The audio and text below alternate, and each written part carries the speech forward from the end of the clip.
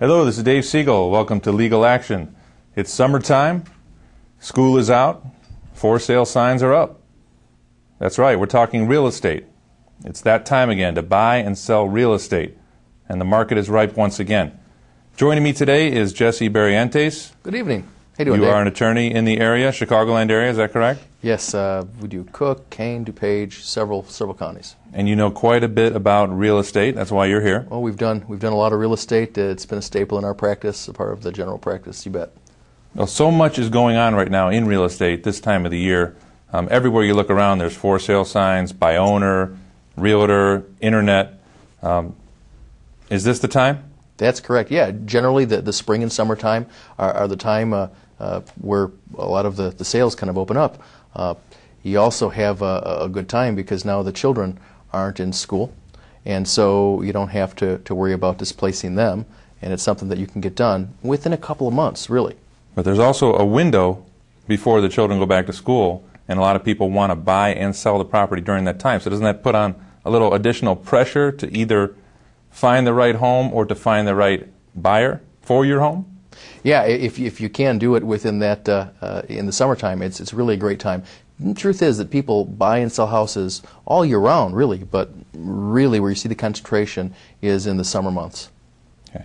One of the things I think is important, and I think you would agree, if you're looking for real estate or looking to sell real estate, is that you have a team in place, such as a real estate attorney, so that the minute you enter into a contract, you can immediately pass that contract over to your counsel to get representation started immediately.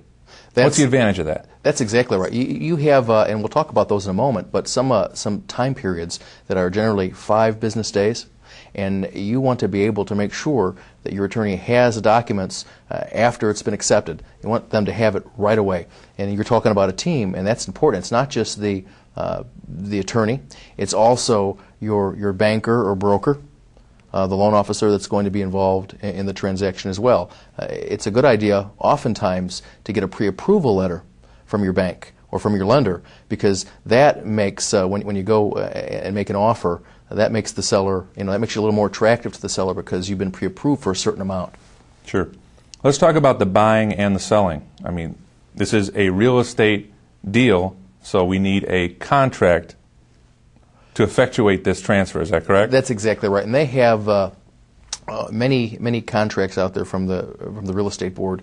One of the recent ones around here in the western suburbs are the 3.0. I believe they've upgraded now to the 4.0.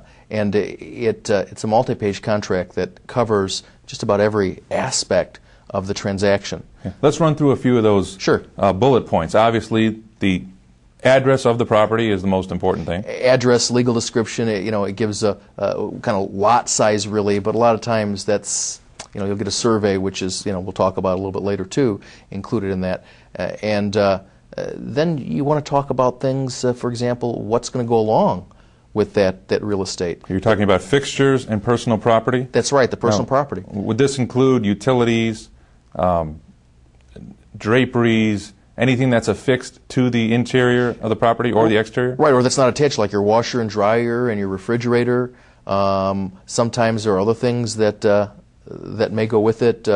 Maybe on the outside shed or whatever. I mean, just all those kinds of things. And you want to really make sure, television antenna, you want to really make sure if you're selling and you're not intending on selling the washer and dryer along with the property, that's not marked. The real estate agent hasn't kind of marked that off. And if you're going to exclude something, for example, the antenna, if that's something that's going to come with you. You want to make sure that there's a line generally for items that are specifically excluded. Okay. Item number 4 of the residential real estate contract that you mentioned before is the purchase price. Purchase price. Is there anything more critical than the purchase price? The purchase price is very important for a lot of reasons, obviously. Okay. What's the reason why it is absolutely the most important item? Well, the purchase price is not something you're going to be able to modify later, according to the attorney's approval provision. But you want to make sure that it's an amount that's within your budget. It's an amount that you're going to be able to get a loan for. It's actually okay because if you can't get the financing, and we'll talk a little bit about that, right. in a bit, then you're not going to be able to get a mortgage commitment, and that would be a way to back out of the deal. Right. So other items in the contract can be negotiated, talked right. about, reduced, enlarged, but the one thing that stays solid is the purchase price if the deal is going to complete, correct? That's absolutely correct. And that really brings us to the reason for that. One of the, or a couple of the major deadlines that come up pretty quickly are the attorney's approval and the inspection provisions of the contract. The attorney's approval allows you to modify anything, any terms in the contract, except for the purchase price. And generally, in most contracts, and again, it's important that you look at it, and important to have your team in place so your attorney knows and calendars those dates. Generally, it's 5 business days from the date of acceptance. The date of acceptance is when the sellers have actually kind of signed off on the contract. So as a purchaser, you would go with your realtor, if it's a realtor is involved, and you talk to him and decide what your kind of offer you're going to make, and he would write up the contract, and then it would be presented to the seller. And very often, the price is negotiated, so maybe the seller wants a little more, and the seller kind of crosses out the price and puts a little higher price and initials that, and then it goes back. What if a buyer comes to you with a contract and the attorney approval period has already run? In other words, they've sat on the contract and then realized, oh, we do need an attorney to help us with this deal, and let's say it's 15 or 20 days down the road. What happens then? Well, technically, according to the contract, if it's like the 3.0, if it's 5 business days, then really you've waived that provision. And the inspection provision is generally 5 business days as well. If you waive that provision, then you have to accept really the contract as it is, and your only hope for getting out of the contract, if that's what you want to do. Now remember, the reason why you entered in the contract is because you want that house.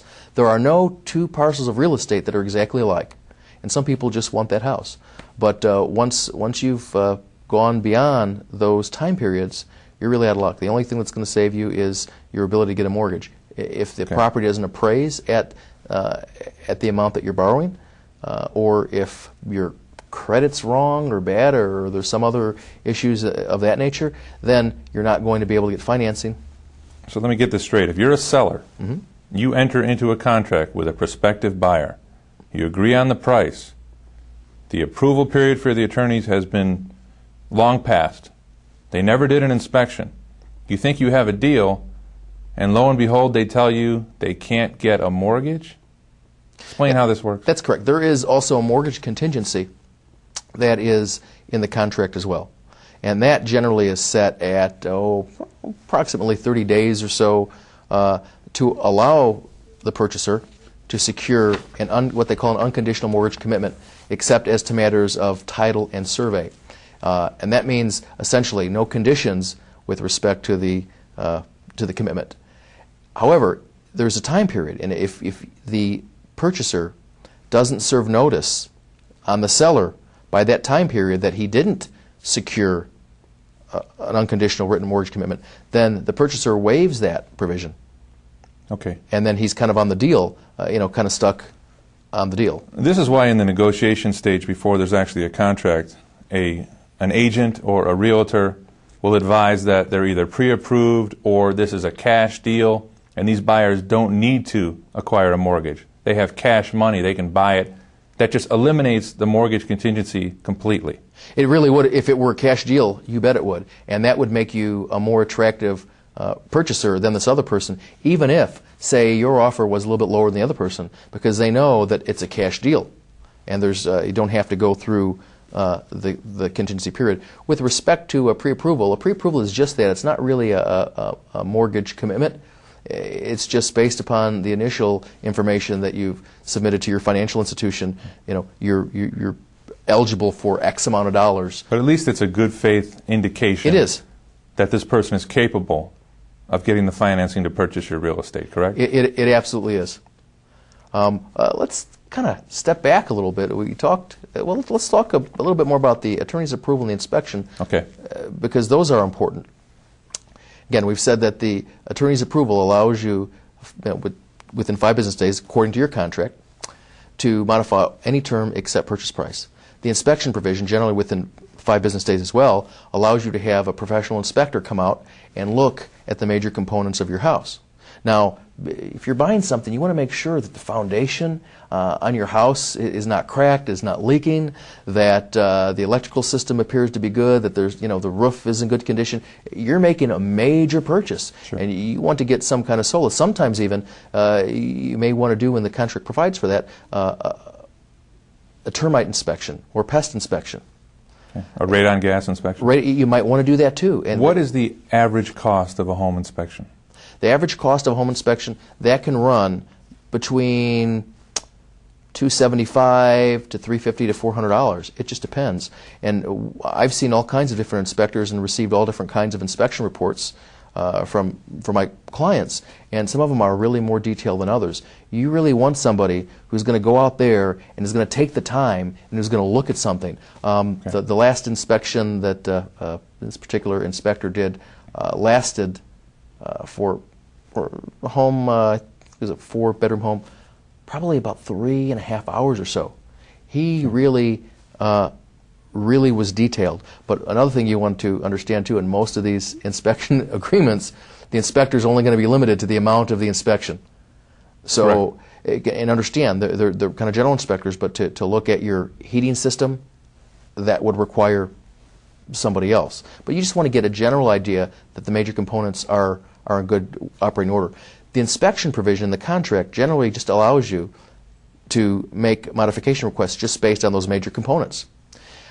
It excludes routine maintenance items. So if he inspects it and says, hey, listen, the furnace is dirty, it should be cleaned and inspected by a licensed HVAC contractor.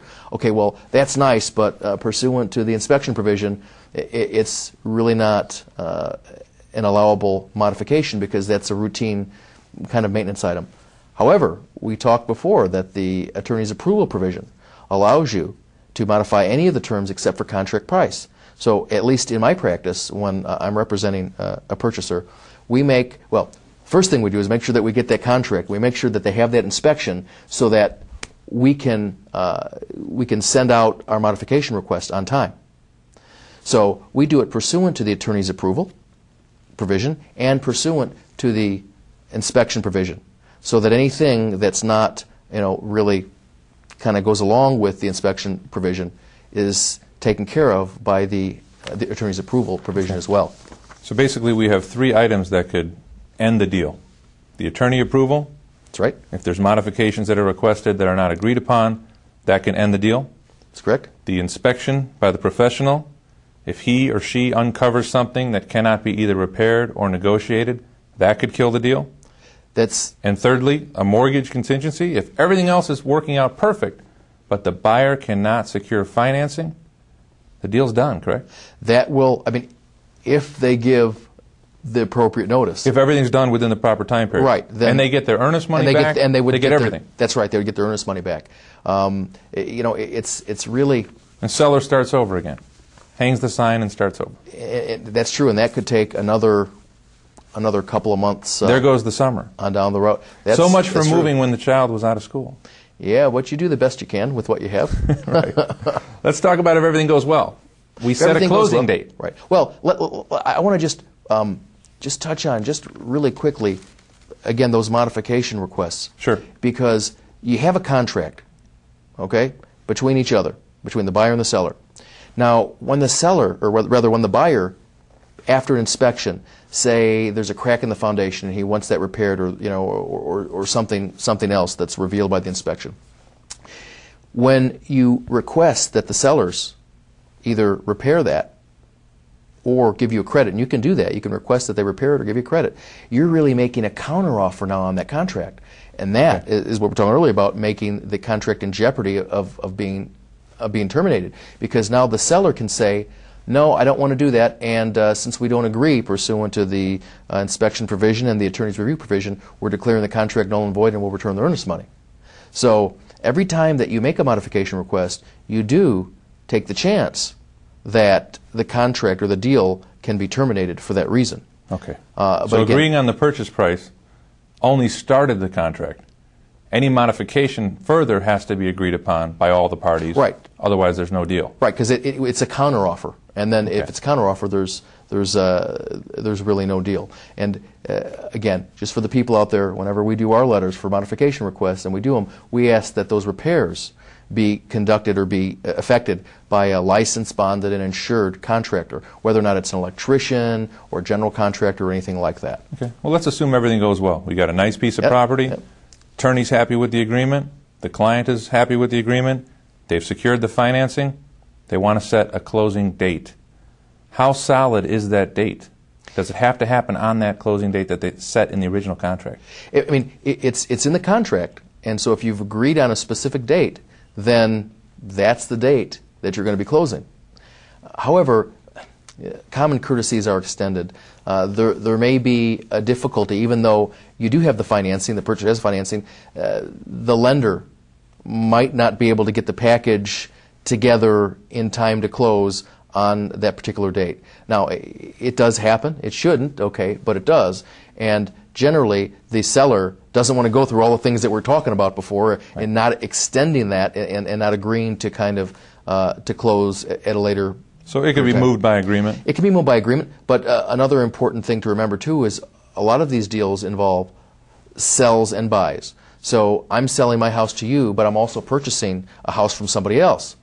And generally, I'll have that on the same day because in order for me to buy my new property, I'm going to have to get the funds from this property. So we'll schedule my sale to you in the morning and my purchase from this other person in the afternoon. And if there's a problem with the closing date, it has a domino effect and it affects the other deal too. And then I have to deal as the seller and the buyer of this other place, I have to deal with those ramifications, right, with the other parties. Well, time is clearly of the essence because even if you do the closing on the same day, you have to schedule the title company, the moving trucks, everything to get out of the property. What if the seller has not vacated the property that you've already closed on? What do you do? Well, generally in the agreement, it has a provision with respect to possession. Most of the time, possession is tendered at the closing.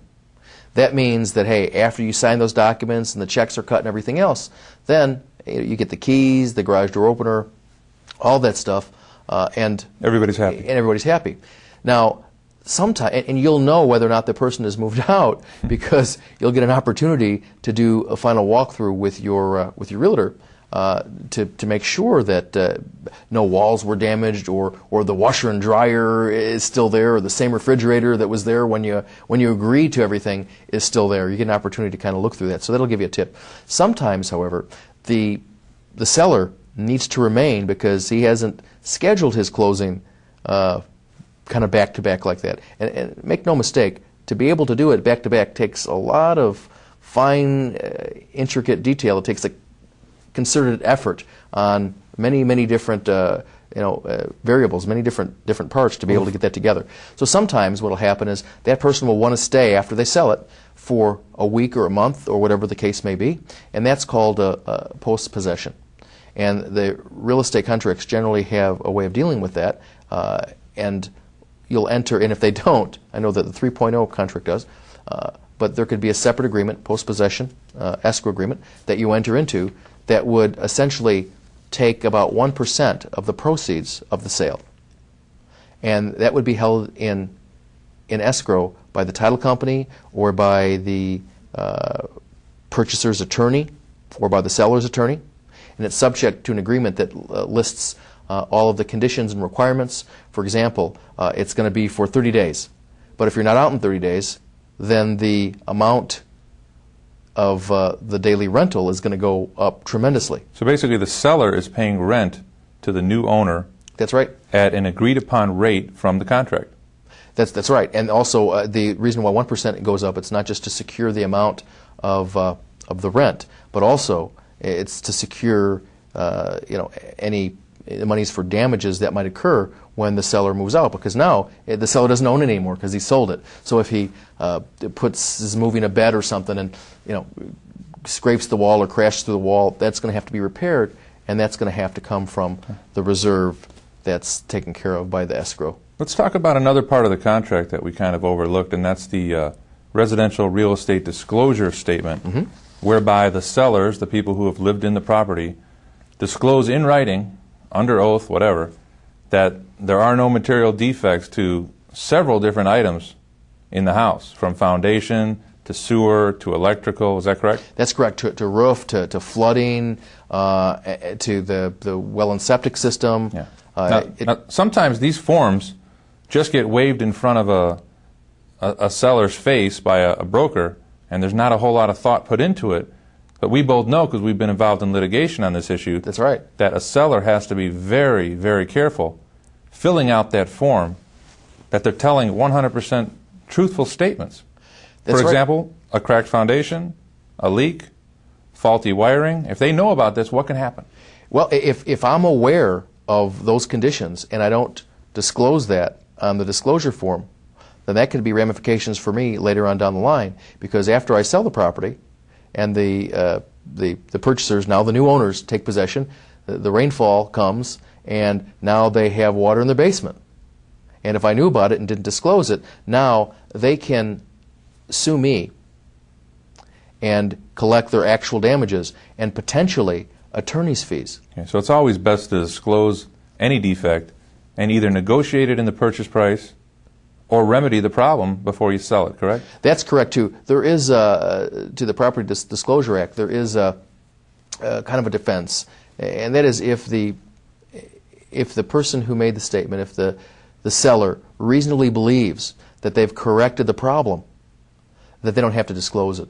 But the better course of conduct really is to disclose it anyway, even if and it gives you an explanation, a place to mark down some specifics about what that is. Even though you might have a defense, you don't want to hang that defense. You don't want to go to litigation. Right. You don't want to pay an attorney to thousands and thousands of dollars to defend against somebody's claim. Sure. That's really the best course of action. If the buyer accepts that property in that condition, knowing about the condition, you're okay as a seller. You're fine. There's also a lead-based paint disclosure too. Okay. Let's talk about that. Lead-based paint, what is it? Yeah, lead-based paint is, lead is obviously no good. It's a health risk, and sometimes if you have children, they can eat paint chips, and that can cause severe health problems for them.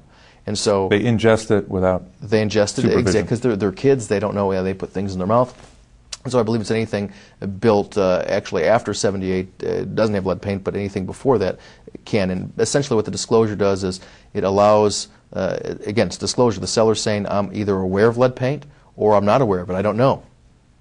Okay. And it gives an opportunity for the purchaser to have an inspection if they want. And then generally you get a pamphlet talking about lead-based paint in your home, a little bit more specifics on that. Real estate taxes is another issue that's always involved in a sale or purchase of a home. What's the deal with that?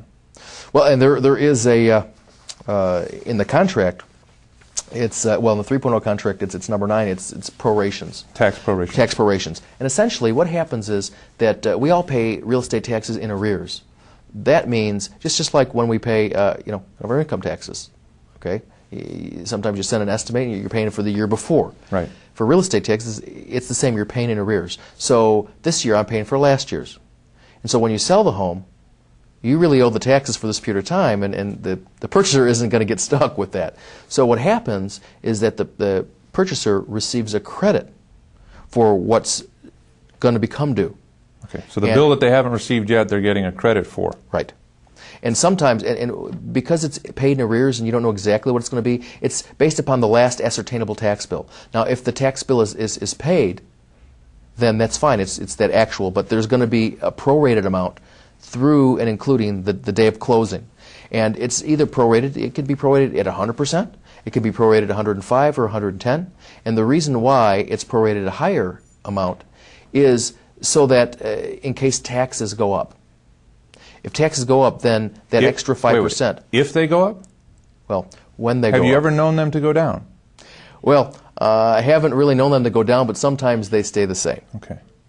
I know in Cook County they don't go down. Well, the difference is 5 or 10%. Generally, we see most of the time it's at 105%. If you're the seller, you want them to be 100% prorated. If you're the buyer, you want them 110%. That's also another area in terms of negotiation or in terms of attorney review, the attorney review provision, that you can make that kind of a modification. And depending on the value of the property, that could make a significant difference, that proration, correct? It could. For the most part, on a $275,000, $300,000 home, you're probably looking at a difference of a few $100s in terms of that 5%. Okay. When you purchase the property, you want to make sure there's no liens against the property other than a mortgage lien, correct? That's right, and that's taken care of with respect to the title insurance. The seller is required to obtain a title insurance policy, and there are several different companies out there. We won't mention them, but there are several, and the title cost for the title policy is split. The purchaser pays a portion and the seller pays a portion.